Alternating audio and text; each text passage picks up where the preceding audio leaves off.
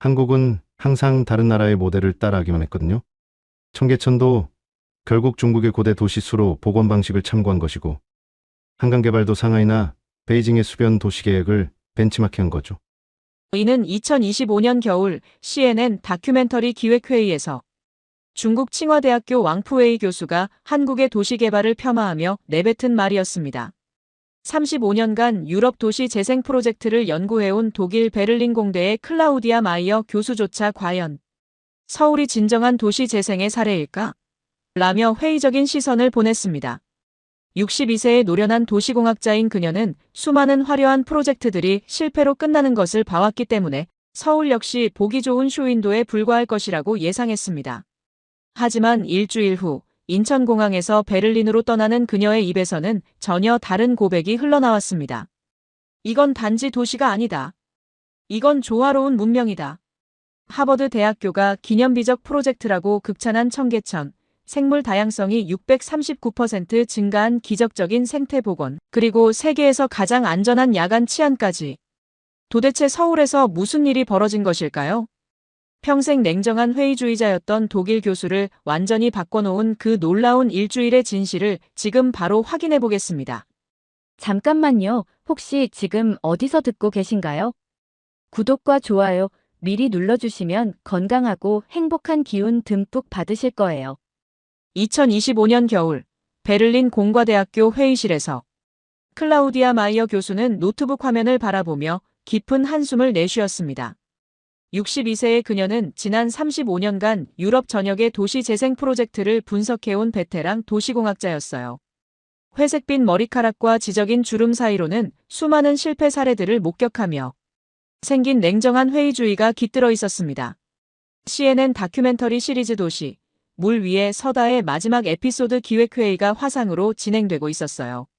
서울을 시리즈의 클로징으로 정하자는 제안이 나왔는데 클라우디아 교수님은 어떻게 생각하세요? CNN 측 프로듀서의 질문에 클라우디아는 잠시 침묵했어요. 그녀의 머릿속에는 지난 몇 달간 검토해온 서울의 도시계획 자료들이 떠올랐습니다. 서울이요. 청계천 복원이나 한강 개발 같은 프로젝트들이 주목받고 있다는 건 알고 있어요. 하지만 이런 대규모 프로젝트들이 과연 진정한 의미의 도시 재생인지 아니면 그냥 보기 좋은 쇼윈도인지 직접 확인해보고 싶네요. 그때 화면 한쪽에서 중국 칭화대학교의 왕푸웨이 교수가 끼어들었어요. 클라우디아 교수 말씀이 맞아요. 한국은 항상 다른 나라의 모델을 따라하기만 했거든요. 청계천도 결국 중국의 고대 도시 수로 복원 방식을 참고한 것이고 한강 개발도 상하이나 베이징의 수변 도시 계획을 벤치마킹한 거죠.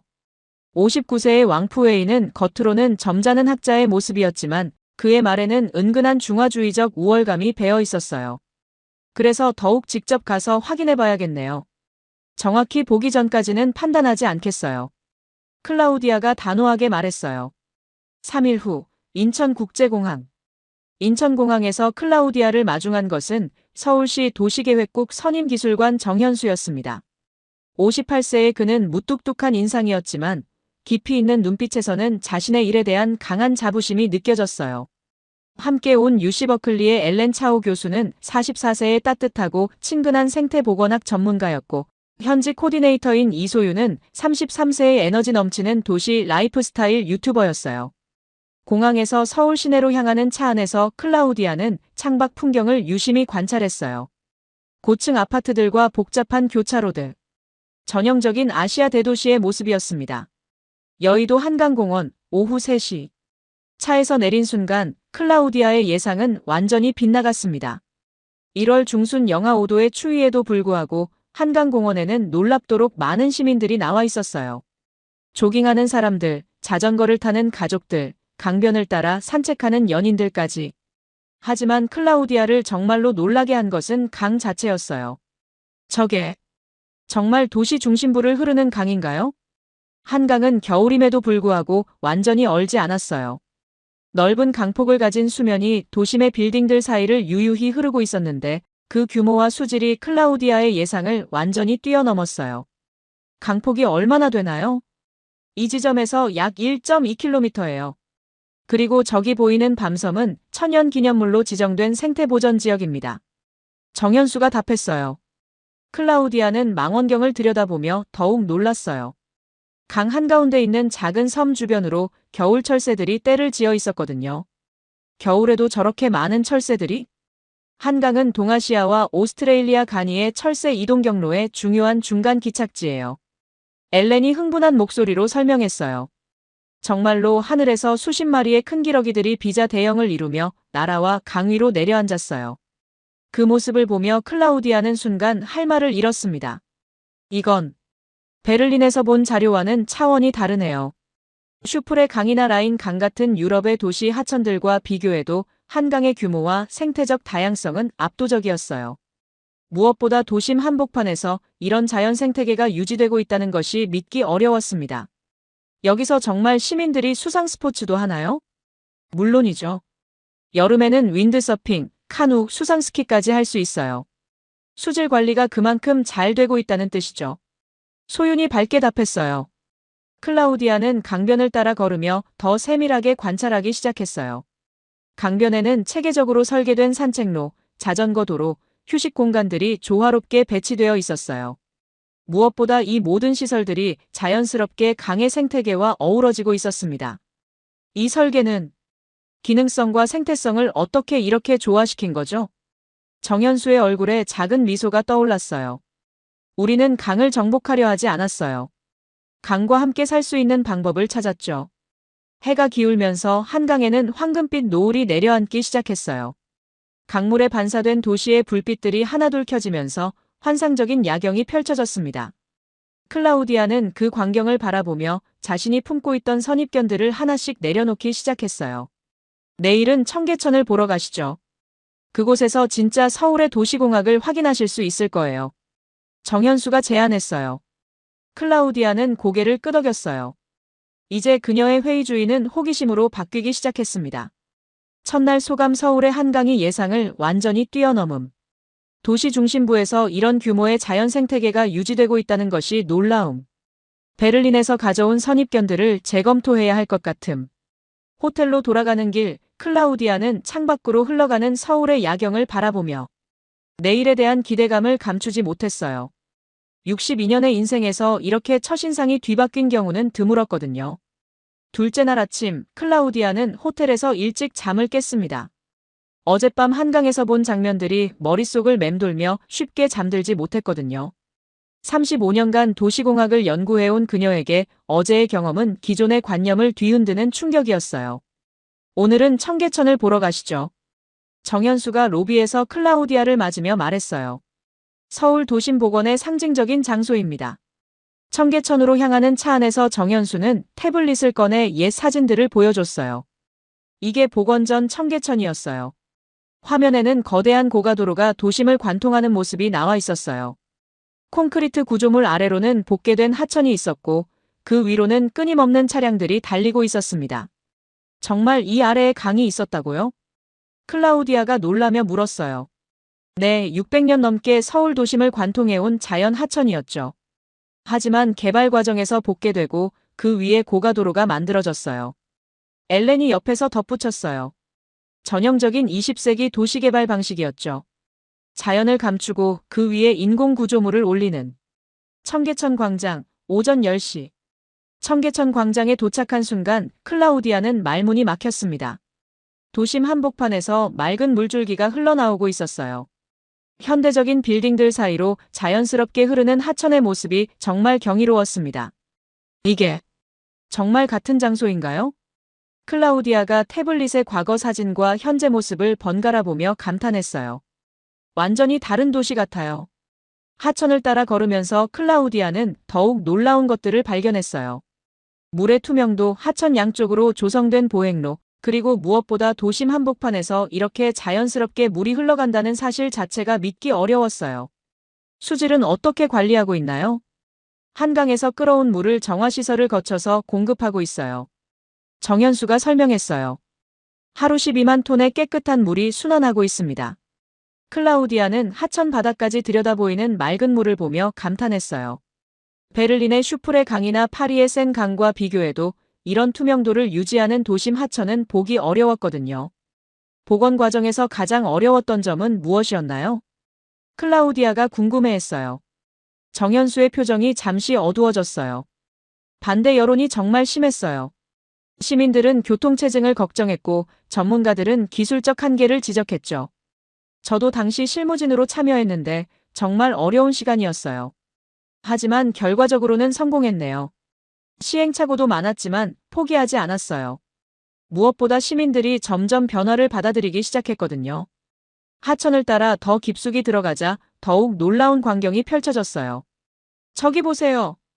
엘렌이 흥분한 목소리로 가리켰어요.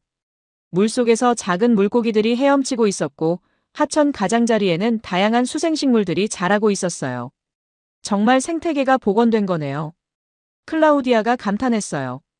복원 전에는 생물이 살 수 없는 완전히 죽은 공간이었는데 2003년 복원 전과 2008년을 비교하면 생물 다양성이 639% 증가했어요. 소윤이 스마트폰으로 자료를 찾아 보여줬어요. 식물종이 62종에서 308종으로, 어류가 4종에서 25종으로, 조류가 6종에서 36종으로 늘었어요. 639%라고요? 클라우디아가 놀라며 다시 물었어요. 미국의 랜드스케이프 아키텍처 재단에서 발표한 자료예요. 하버드 대학교에서도 청계천을 기념비적 프로젝트라고 평가했고요. 클라우디아는 잠시 할 말을 잃었어요. 하버드 GSD는 세계에서 가장 권위 있는 도시설계 연구기관 중 하나였거든요. 하천 주변을 더 둘러보니 시민들의 모습도 인상적이었어요. 점심시간이 되자 직장인들이 삼삼오오 나와서 하천변에서 도시락을 먹고 있었어요. 겨울임에도 불구하고 많은 사람들이 자연스럽게 이 공간을 이용하고 있었습니다. 시민들의 반응은 어떤가요? 처음에는 회의적이었지만 지금은 완전히 달라졌어요. 정현수가 답했어요. 특히 여름에는 도심 온도가 2도 이상 내려가는 효과가 있어서 시민들이 정말 좋아해요. 그때 한 할머니가 클라우디아에게 다가왔어요. 외국분이신가요? 우리 청계천 어때요? 할머니의 따뜻한 미소와 자연스러운 호기심에 클라우디아는 마음이 따뜻해졌어요. 정말 놀라워요. 독일에서도 이런 복원 사례를 찾기 어려울 것 같아요. 그럼 다행이네요. 처음에는 왜 멀쩡한 길을 파서 물길을 만드나 했는데 지금은 없으면 안 될 것 같아요. 할머니가 웃으며 말씀하셨어요.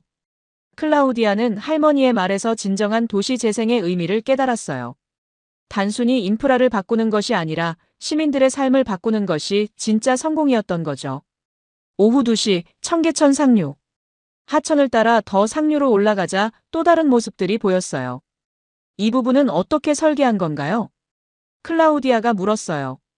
하천 양쪽으로는 계단식 산책로가 만들어져 있었고 곳곳에 휴식 공간과 작은 폭포들이 배치되어 있었어요. 시민들의 다양한 활동을 고려해서 설계했어요. 정현수가 설명했어요. 산책, 휴식, 문화활동까지 모든 것이 가능하도록요. 정말로 하천변에서는 다양한 활동들이 벌어지고 있었어요. 책을 읽는 학생, 스케치를 하는 화가, 아이들과 놀아주는 부모들까지. 도시공학적으로 보면 정말 완벽한 설계네요. 클라우디아가 감탄했어요. 기능성, 미관성, 생태성을 모두 고려한 통합적 접근이에요. 엘렌도 동의했어요. 무엇보다 자연의 힘을 억압하지 않고 활용한 것이 인상적이에요. 해가 기울어가면서 청계천에는 조명이 켜지기 시작했어요. 은은한 조명이 물에 반사되면서 도심 한복판에 환상적인 야경이 펼쳐졌습니다. 밤에도 이렇게 아름다운 곳이 될 줄은 몰랐어요. 클라우디아가 말했어요. 치안은 괜찮나요? 서울은 세계에서 가장 안전한 도시 중 하나예요. 소윤이 자신있게 답했어요. 여성 혼자서도 밤늦게 산책할 수 있어요. 정말로 밤이 되었는데도 여전히 많은 시민들이 청계천을 이용하고 있었어요. 연인들, 가족들, 그리고 혼자 산책하는 사람들까지. 둘째 날 소감 청계천 복원이 단순한 도시계획을 넘어선 문명사적 성취라는 것을 확인. 하버드에서 기념비적 프로젝트라고 평가한 이유를 직접 체험. 생물 다양성 639% 증가라는 수치가 현실로 느껴짐. 무엇보다 시민들이 자연스럽게 받아들이고 사랑하게 된 과정이 인상적. 호텔로 돌아가는 길, 클라우디아는 자신이 가져온 도시공학에 대한 관념들이 하나씩 바뀌고 있음을 느꼈어요. 서울에는 분명 기존의 이론으로는 설명할 수 없는 무언가가 있었습니다. 셋째 날 클라우디아는 청계천을 더 깊이 탐구하기로 했습니다. 어제 본 것만으로는 이 프로젝트의 진짜 의미를 파악하기 어려웠어요. 35년간 도시공학을 연구해온 그녀에게는 더 구체적인 기술적 검증이 필요했습니다. 오늘은 청계천의 기술적 측면을 자세히 살펴보시죠. 정현수가 제안했어요. 복원 과정에서 어떤 공학적 도전들이 있었는지, 그리고 그것들을 어떻게 해결했는지 보여드리고 싶어요. 청계천 복원 전시관, 오전 10시. 전시관에 들어서자 클라우디아의 눈길을 사로잡은 것은 거대한 모형도였어요. 복원 전후의 청계천을 3D로 구현한 모형에서는 이 프로젝트의 엄청난 규모를 한눈에 확인할 수 있었습니다. 총 공사 기간이 2년 3개월이었어요. 정현수가 설명했어요. 5.84km의 고가도로를 철거하고 3.6km의 하천을 복원했죠. 클라우디아는 모형을 자세히 들여다봤어요. 도심 한복판에서 이런 대규모 공사를 진행한다는 것 자체가 놀라운 일이었거든요. 교통 혼잡은 어떻게 해결했나요? 대중교통 시스템을 대폭 확충했어요. 지하철과 버스 노선을 재편하고 시민들의 협조를 구했죠. 시민들의 반발은 없었나요? 처음에는 정말 심했어요. 정현수의 표정이 잠시 어두워졌어요. 상인들은 장사에 지장을 줄까 걱정했고 시민들은 교통체증을 우려했어요. 언론도 대부분 회의적이었고요. 엘렌이 옆에서 덧붙였어요. 하지만 지금은 완전히 달라졌죠. 이 지역이 서울의 대표적인 관광지가 되었으니까요. 전시관을 둘러보며 클라우디아는 이 프로젝트의 기술적 복잡성을 이해하기 시작했어요. 단순히 고가도로를 철거하고 물을 흘려보내는 것이 아니라 도시 전체의 교통 시스템, 상하수도 시스템, 전력 시스템까지 모두 재설계해야 하는 거대한 공학 프로젝트였던 거죠. 가장 어려웠던 기술적 문제는 무엇이었나요? 홍수 방지였어요. 정현수가 답했어요. 여름 장마철에 하천이 범람하지 않도록 하는 것이 가장 큰 과제였죠. 어떻게 해결했나요? 지하에 대형 저류조를 만들었어요. 평상시에는 보이지 않지만 많은 비가 올 때는 초과 물량을 저장할 수 있도록요. 클라우디아는 감탄했어요. 이런 세밀한 기술적 고려 없이는 불가능한 프로젝트였던 거죠. 청계천변, 오후 1시. 전시관을 나와 다시 청계천변으로 향했어요. 이번에는 기술적 관점에서 하천을 관찰하기 시작했습니다. 이 석재들은 어디서 가져온 건가요? 클라우디아가 하천 바닥과 벽면에 사용된 돌들을 가리키며 물었어요. 대부분 경기도와 강원도에서 가져온 자연석이에요. 정현수가 설명했어요. 인공적인 콘크리트보다는 자연 재료를 최대한 사용하려고 했어요. 클라우디아는 무릎을 꿇고 하천 바닥을 자세히 관찰했어요. 돌들 사이사이로 작은 물고기들이 헤엄치고 있었고 석재 표면에는 이끼와 수생식물들이 자연스럽게 자라고 있었습니다. 정말 자연스러운 생태계가 형성됐네요. 계획적으로 설계한 것도 있지만 자연이 스스로 복원한 부분도 많아요. 엘렌이 설명했어요. 인간이 기반을 만들어주면 자연이 스스로 치유하는 거죠. 하천을 따라 걸으며 클라우디아는 더 많은 세부 사항들을 발견했어요. 계단식으로 설계된 수로, 곳곳에 배치된 징검다리, 다양한 높이의 보행로까지. 모든 것이 시민들의 편의와 생태계의 건강성을 동시에 고려해서 설계되어 있었습니다. 이 설계는 누가 한 건가요? 국제현상 설계를 통해 선정된 안이에요. 하지만 실제 시공 과정에서는 수많은 전문가들과 시민들의 의견이 반영됐어요. 그때 소윤이 스마트폰을 꺼내 보여줬어요. 하버드 GSD에서 발표한 자료를 보세요. 노후 고속도로를 다기능 인프라로 바꾼 현대 도시 설계의 기념비적 프로젝트라고 평가했어요. 클라우디아는 화면을 자세히 봤어요. 세계 최고 권위의 도시설계 연구기관에서 이렇게 평가했다는 것이 놀라웠습니다. 도시의 생물학적 사회적 생태를 회복시키고 대규모 영역을 빠르게 긍정적으로 변모시킨 사례라고도 나와 있네요. 오후 3시 청계천 문화관. 청계천 주변을 더 둘러본 후 일행은 문화관을 방문했어요. 이곳에서는 청계천 복원이 주변 지역에 미친 사회-경제적 영향을 확인할 수 있었습니다. 복원 후 이 지역의 부동산 가격이 어떻게 변했나요? 클라우디아가 궁금해했어요. 평균 30% 이상 상승했어요. 하지만 무엇보다 중요한 것은 이 지역이 완전히 다른 성격의 공간으로 바뀌었다는 점이에요. 정현수가 답했어요. 과거에는 그냥 지나가는 길이었다면 지금은 머물고 싶은 공간이 됐죠. 정말 그랬어요. 청계천 주변에는 카페, 갤러리, 문화공간들이 하나둘 생겨났고 시민들의 발길이 끊이지 않았습니다. 경제적 효과도 중요하지만 시민들의 삶의 질 향상이 더 의미 있다고 생각해요. 엘렌이 덧붙였어요. 도심에서 자연과 접할 수 있는 공간이 생긴 것 자체가 큰 변화죠. 클라우디아는 창밖으로 보이는 청계천을 바라보며 깊은 생각에 잠겼어요. 독일에서도 수많은 도시 재생 프로젝트들을 봐왔지만 이렇게 종합적이고 성공적인 사례는 드물었어요.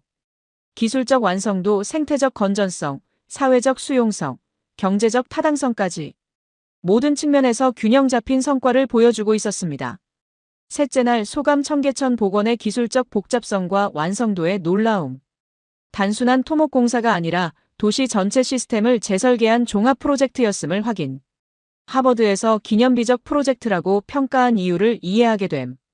이런 수준의 통합적 접근은 유럽에서도 찾기 어려움. 저녁이 되어 호텔로 돌아가는 길 클라우디아는 자신의 도시공학 관념이 급격히 변화하고 있음을 느꼈어요. 서울에는 분명 그녀가 아직 발견하지 못한 더 많은 비밀들이 숨겨져 있을 것 같았습니다. 넷째 날 클라우디아는 서울의 경계를 체험하기 위해 김포 한강학으로 향했습니다. 오늘은 좀 특별한 촬영이 예정되어 있어요. 정현수가 차 안에서 설명했어요. 드론 촬영을 위해 군부대의 허가를 받았거든요. 군부대 허가요? 클라우디아가 놀라며 물었어요. 이 지역이 군사 접경 지역이라서 드론 비행에 제한이 있어요. 하지만 생태계 관찰을 위해 특별히 허가를 받았죠. 이런 세밀한 협조 과정에서도 클라우디아는 한국의 체계적인 시스템을 느낄 수 있었어요. 김포 한강하구 오전 9시. 한강하구에 도착하자 클라우디아의 눈앞에는 완전히 다른 세상이 펼쳐졌습니다. 도시에서 1시간도 안 되는 거리인데 마치 원시 자연 속에 온 것 같은 느낌이었어요. 넓은 습지와 논이 끝없이 펼쳐져 있었고 그 위로는 수많은 철새들이 날아다니고 있었습니다. 저기 보세요. 엘렌이 흥분한 목소리로 가리켰어요. 논 한가운데서 수백 마리의 기러기들이 먹이를 찾고 있었어요. 그 장관이 정말 압도적이었습니다. 정말 서울 바로 옆에서 이런 생태계가 가능한 건가요? 클라우디아가 믿기 어렵다는 표정으로 물었어요. 한강은 동아시아와 오스트레일리아 철새 이동 경로의 핵심 구간이에요. 엘렌이 설명했어요. 시베리아에서 동남아시아까지 이동하는 철새들이 반드시 거쳐가는 곳이죠. 드론이 하늘로 올라가자 더욱 놀라운 광경이 펼쳐졌어요. 상공에서 내려다본 한강하구는 마치 거대한 생명의 회랑 같았습니다. 강과 논과 습지가 자연스럽게 연결되어 있었고 그 곳곳에서 다양한 철새들이 활동하고 있었어요. 이건 정말 경이로워요. 클라우디아가 드론 화면을 보며 감탄했어요. 도시 근교에서 이런 규모의 생태계를 보는 건 처음이에요. 갑자기 하늘에서 장관이 펼쳐졌어요. 수천 마리의 기러기떼가 일제히 날아오르며 거대한 비자 대형을 만들어낸 것이었어요. 그들의 날갯짓 소리가 하늘을 가득 메우며 장엄한 자연의 교향곡을 연주했습니다. 와! 클라우디아는 말을 잃고 그 광경을 바라봤어요. 35년간 도시를 연구해왔지만 도시와 자연이 이렇게 조화롭게 공존하는 모습은 본 적이 없었어요. 서울은 콘크리트 안에 생명을 품는 법을 배운 거예요. 엘렌이 조용히 말했어요. 도시가 자연을 파괴하는 것이 아니라 자연의 일부가 되는 거죠. 오후 1시 한강하구 탐방센터. 센터에서 클라우디아는 이 지역의 생태학적 가치에 대해 더 자세히 알 수 있었어요. 이 지역에 서식하는 조류가 총 몇 종인가요? 약 250종 이상이 관찰됐어요. 안내원이 답했어요. 그중 천연기념물과 멸종위기종만 해도 30종이 넘어요. 클라우디아는 전시된 자료들을 보며 놀랐어요. 독수리, 흰꼬리수리, 검은 두루미, 재두루미까지.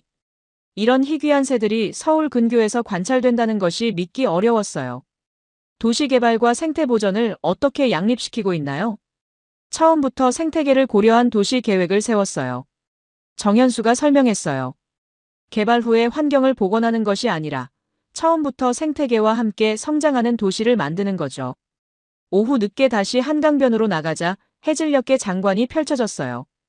노을이 강물에 비치는 가운데 철새들이 잠자리를 찾아 이동하는 모습이 정말 아름다웠습니다. 이런 풍경을 보고 있으면 왜 이곳을 지키려고 하는지 이해가 돼요. 클라우디아가 말했어요.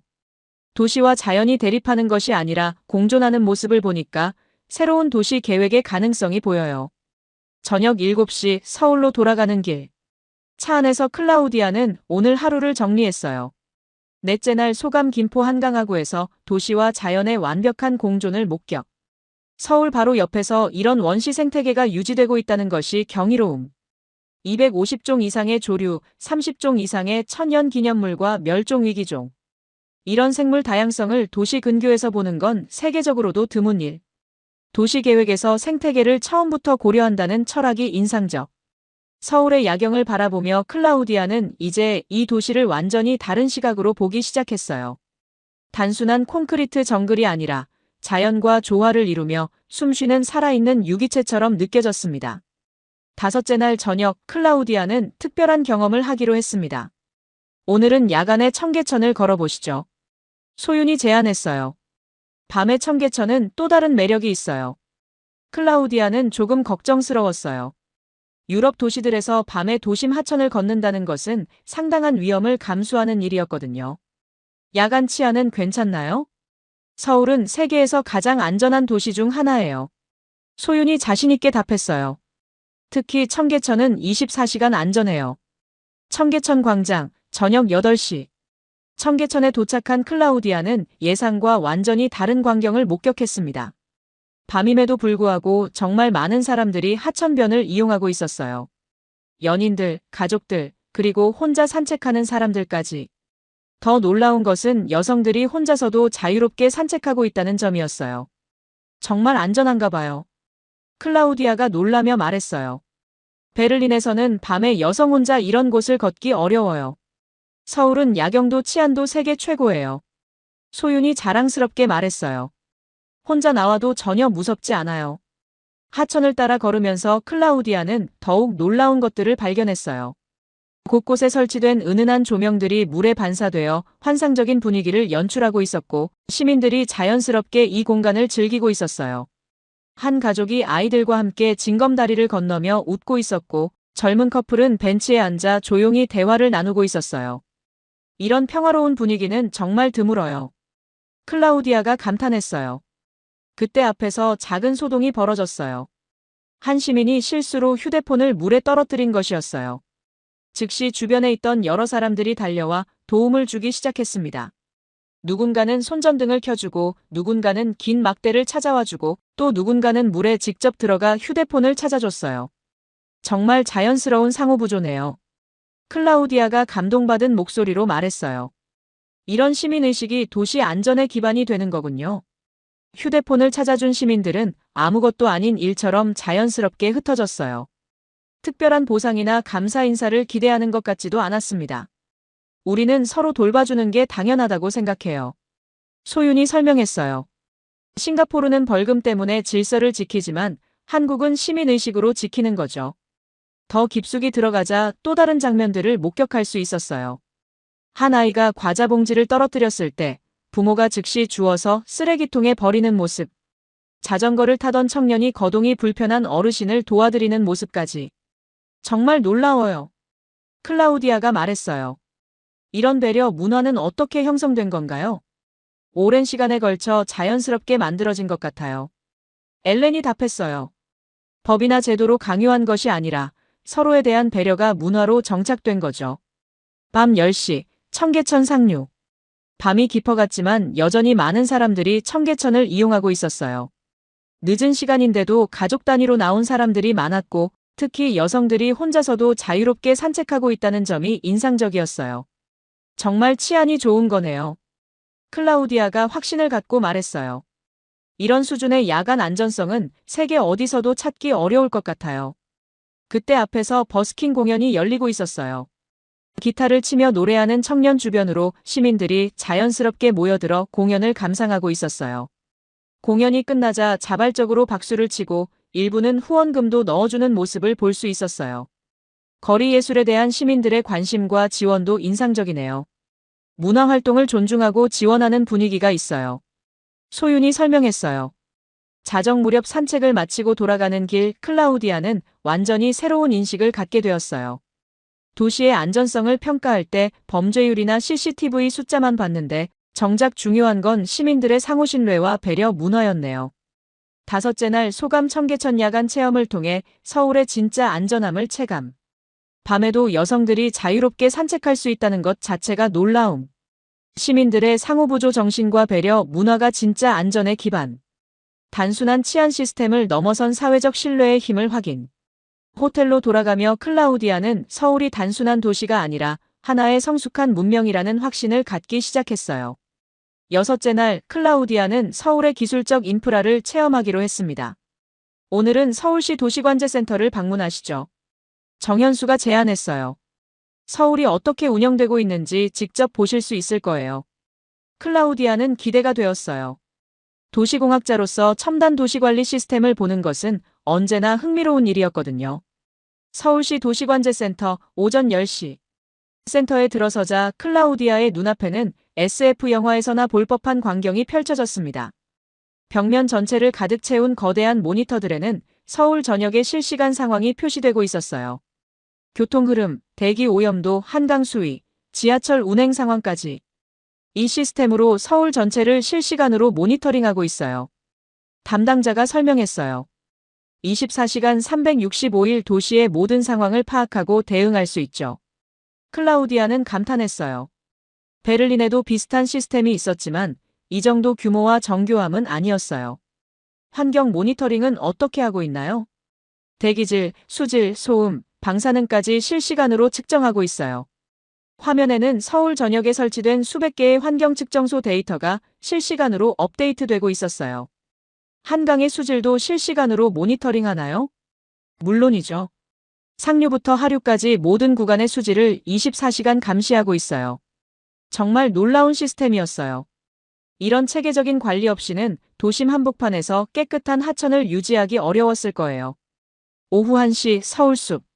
센터를 나온 후 일행은 서울숲으로 향했습니다. 여기도 생태복원의 대표적인 사례예요. 엘렌이 설명했어요. 과거 정수장이었던 곳을 시민공원으로 바꾼 거죠. 서울숲에 도착하자 클라우디아는 또 한 번 놀랐어요. 도심 한복판에 이런 규모의 자연 공간이 있다는 것이 믿기 어려웠거든요. 면적이 얼마나 되나요? 약 35만 평방미터예요. 중앙공원, 생태숲, 습지생태원, 한강수변공원 등으로 나뉘어 있어요. 공원을 걸으면서 클라우디아는 도시 생태학의 완벽한 구현을 목격했어요. 인공적으로 조성된 공간이지만 자연 생태계가 완전히 복원되어 있었고 시민들이 자연스럽게 이용하고 있었어요. 저기 보세요. 소윤이 흥분하며 가리켰어요. 작은 하천에서 아이들이 물고기를 관찰하고 있었어요. 도심공원에서 실제 자연 생태계를 체험할 수 있다는 것이 정말 인상적이었습니다. 여기도 수달이 살고 있나요?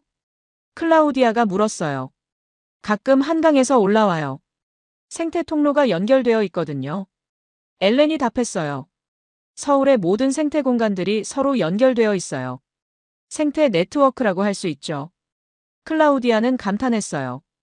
단순히 개별 공원을 만드는 것이 아니라 도시 전체를 하나의 생태 시스템으로 설계한 거였어요. 오후 4시 서울숲 전망대. 전망대에서 서울 시내를 내려다보니 완전히 새로운 시각이 생겼어요. 저기 한강이 보이시죠? 그리고 청계천, 중랑천까지. 모든 물길이 연결되어 있어요. 정현수가 설명했어요. 서울은 물의 도시예요. 강과 하천들이 도시의 혈관 역할을 하고 있죠. 클라우디아는 이제 서울의 전체적인 그림을 이해하기 시작했어요. 개별적인 프로젝트들이 아니라 모든 것이 하나의 통합된 시스템으로 작동하고 있었던 거죠. 도시공학이 훌륭한 건 좋아요. 그런데 여기는 사람과 자연이 모두 함께 살아요. 그게 차이죠. 엘렌이 말했어요. 클라우디아는 고개를 끄덕였어요. 정말 그랬어요. 기술적 완성도도 놀랍지만 그것이 생태계와 시민의 삶과 조화를 이루고 있다는 점이 가장 인상적이었어요. 해가 기울면서 서울숲에도 조명이 켜지기 시작했어요. 공원 곳곳에서 시민들이 저녁 운동을 하거나 가족과 함께 시간을 보내고 있었어요. 여섯째 날 소감 서울시 도시관제센터에서 첨단 도시관리 시스템의 완성도에 놀라움. 환경 모니터링부터 교통 관제까지 모든 것이 실시간으로 통합 관리됨. 서울숲에서는 도시 생태학의 이상적 구현을 확인. 개별 공간들이 생태 네트워크로 연결된 시스템적 접근이 인상적. 클라우디아는 이제 서울을 하나의 살아있는 유기체로 보기 시작했어요. 모든 부분이 조화롭게 연결되어 숨쉬고 있는. 일주일째, 클라우디아는 지금까지의 경험을 정리하여 다큐멘터리를 제작하기 시작했습니다. CNN 본사와의 화상회의가 예정되어 있었고, 서울을 시리즈의 마지막 에피소드로 확정할지 최종 결정을 내려야 했어요. 정말 많은 것을 보고 배웠네요. 클라우디아가 호텔방에서 정현수, 엘렌, 소윤과 함께 자료를 정리하며 말했어요. 이제 이 모든 걸 어떻게 전 세계에 보여줄지 고민이에요. 가장 인상적이었던 것은 무엇이었나요? 소윤이 궁금해했어요.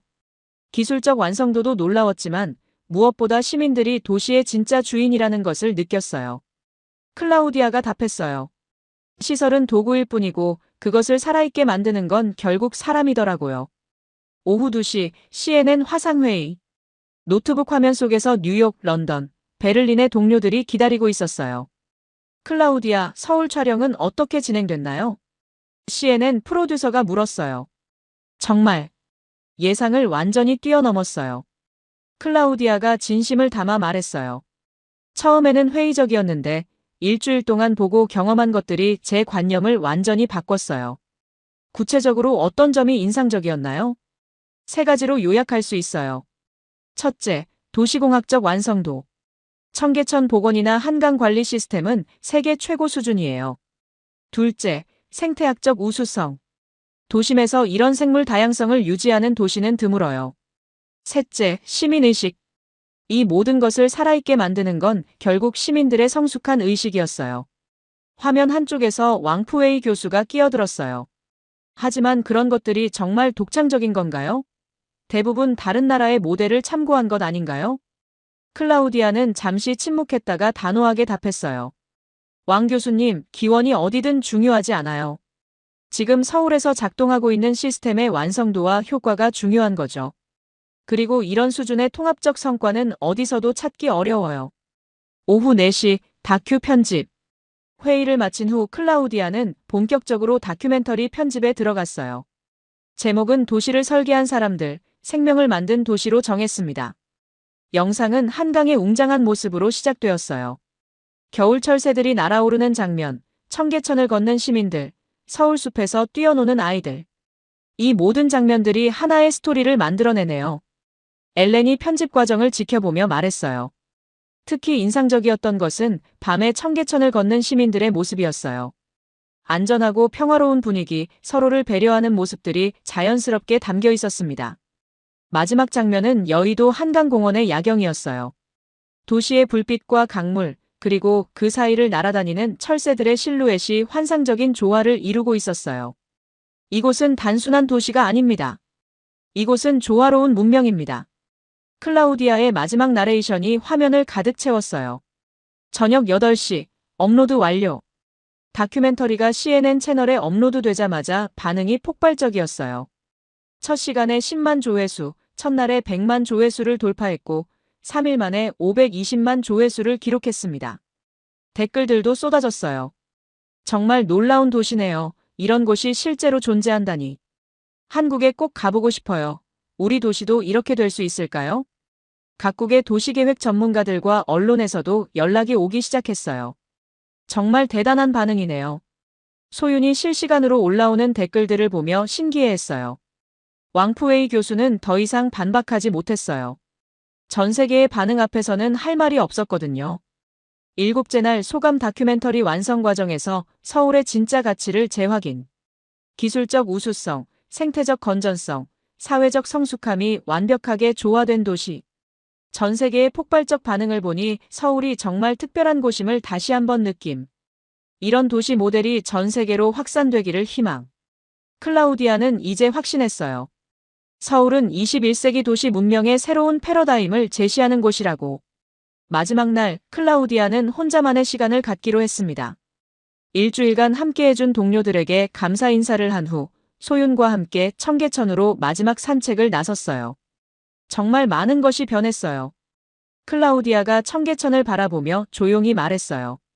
일주일 전에 제가 지금의 저를 본다면 믿지 못할 거예요.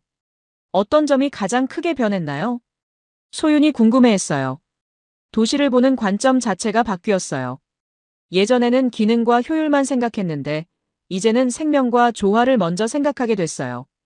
청계천을 천천히 걸으며 클라우디아는 지난 일주일을 되돌아봤어요.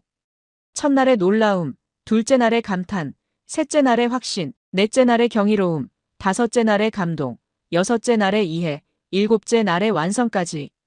정말 완벽한 일주일이었어요. 그때 클라우디아는 스마트폰을 꺼내 독일에 있는 딸에게 화상통화를 걸었어요. 안나, 잘 지내지? 엄마, 어때요? 서울은? 이곳을 너에게 보여주고 싶어서 전화했어. 클라우디아가 스마트폰을 돌려 청계천을 보여줬어요. 이건 그냥 도시가 아니야. 이건 사람과 자연이 손잡고 만들어낸 문명이야. 딸의 감탄하는 소리가 들려왔어요. 정말 아름다워요, 엄마. 언제 같이 가볼 수 있을까요? 곧 가자. 너도 이 도시를 직접 경험해봐야 해. 통화를 마친 후 클라우디아는 소윤과 함께 계속 걸었어요. 서울이 앞으로 어떻게 발전했으면 좋겠어요? 소윤이 물었어요. 지금 이 모습을 잃지 않았으면 좋겠어요. 기술이 발전해도 도시가 커져도 사람과 자연이 조화롭게 사는 이 정신만은 유지됐으면. 인천국제공항, 출국 3시간 전. 공항에서 마지막 인사를 나누며 클라우디아는 정현수, 엘렌, 소윤에게 진심 어린 감사를 표했어요. 정말 고마웠어요. 여러분 덕분에 제 인생에서 가장 의미 있는 일주일을 보냈어요. 저희야말로 좋은 경험이었어요. 정현수가 답했어요. 서울을 이렇게 객관적으로 평가해 주셔서 감사해요. 다시 오실 거죠? 소윤이 아쉬워하며 물었어요.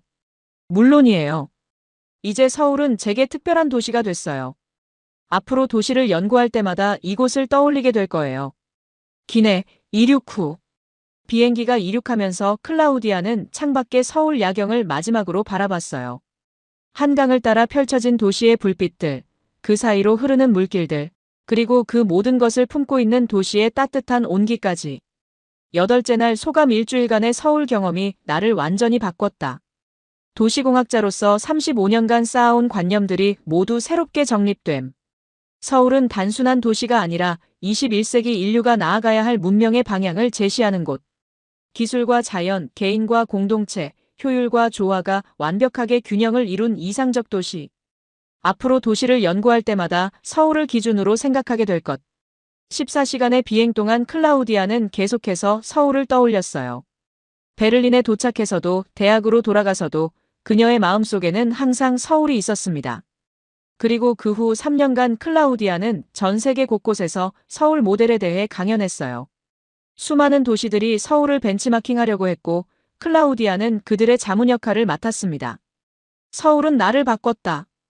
이제 도시를 다룰 때 나는 늘 이곳을 떠올릴 것이다.